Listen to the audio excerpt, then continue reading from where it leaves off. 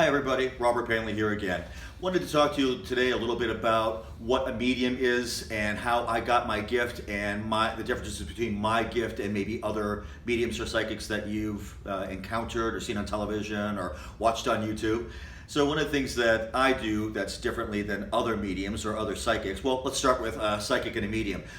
All mediums by definition are psychic, but not all psychics are mediums. So mediums by definition are people who see and feel things that they may not have felt before or have no reason for understanding or having a reason to get that information. On the other hand, a medium is someone who communicates with spirit in some way, either hearing them or sensing them, but you have to communicate with spirit directly to be an actual medium. I've been a medium since I was a young child, again since the age of 4, when I encountered Native Americans in the woods behind my house. At the time, I want to talk about how I morphed in my gift, but one thing that I should state before that is one of the things that everybody needs to understand is there is no right or wrong way to perceive spirit. And there's no one way that's better or worse than another. It doesn't make a better medium or a better psychic or something. It's just that everybody's gift is different. And I'll say everybody's gift is different. I've never met one medium in my life who had the exact same skill set that I did. And there's a lot of skill sets that I've encountered in other mediums that I just don't have. For example, I don't have the ability, I don't communicate with angels in a particular way. I have people that I know who speak to angels directly. I get yes or no answers from the angelic realm. So I have to be very careful in how, when I confront that type of energy, how I ask questions and the answers that I expect to receive from that, and formulate my questions accordingly.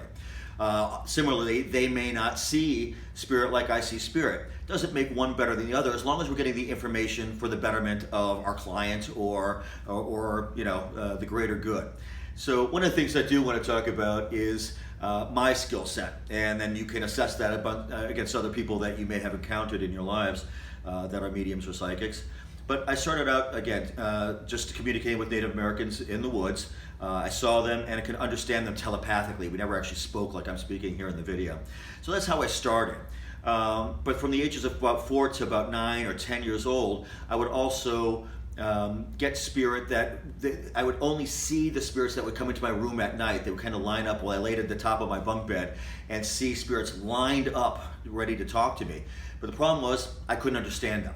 Well, I could understand telepathically the Native Americans in the woods. I didn't understand any of these people, and it scared me. But it was about when my grandfather came to me and talked to me. It was the first time it opened me up to being clairaudient, or where I could hear people or hear spirit. So that opened me up in a whole different way and changed the way that I perceive spirit. Not all the time after that did it scare me, because I could understand their intentions when they were trying to talk to me. After that point, I did try to turn off my gift for quite a while, because it was just cumbersome, burdensome, and the darker side of spirit that I would sometimes perceive scared me a little bit, and I didn't want to maybe move forward with it. But since the point where I really accepted the gift, when I got into my 30s, the things that I have learned from that point on have been a growing gift and skill set. So it turned in from, just hearing and seeing spirit to actually now I see spirit in a variety of ways. I may see that it is as a cloud. I may see it as an actual person, as real as I am sitting here in this chair right now. I may see bits and pieces of spirit, as they perceive, as they want to show themselves to me, maybe just a head or a torso, or sometimes just a whole body and no face, depending on how they want to come through. Sometimes I'll see, angelic, entities or demonic entities. It really just depends on how they want to show themselves and what their intentions are toward me and how they want to give me information. So subsequent to that, I got this little TV set, basically, that I want to call it. There's a little square area back here that while I'm still looking forward, I'm always viewing into this TV set here where I can see people in spirit. So sometimes they'll come to me in this area. If they're not strong enough perhaps to show themselves on this plane in a particular way, I'll get them here. Sometimes I become clairsentient, where I just feel and know things. I just know they're giving me information, but I don't have to actually see them. I've also do astral projection, where I can talk to somebody on the phone and put myself in their home perhaps, or in their place of business, or on their land, and just know what they're doing, where they are, what the feelings are in that location. I've done other things. I've gotten more recently involved with missing persons and missing things, and trying to help people solve issues in that way. I go into office spaces and I can perceive the energies of people that work in an office area and find out, if they're having problems or issues, or how, their place in the workplace actually impacts the business. So it's morphed into many things, but my primary focus has always been, because of my childhood and always being uncomfortable in my house, my mission has become to make people comfortable in their home, to make it a tranquil place for them to be. And that's what I try to accomplish on every client visit that I do, whether it's a home, a business, or the land that they happen to be on. I want to make sure that my clients are comfortable.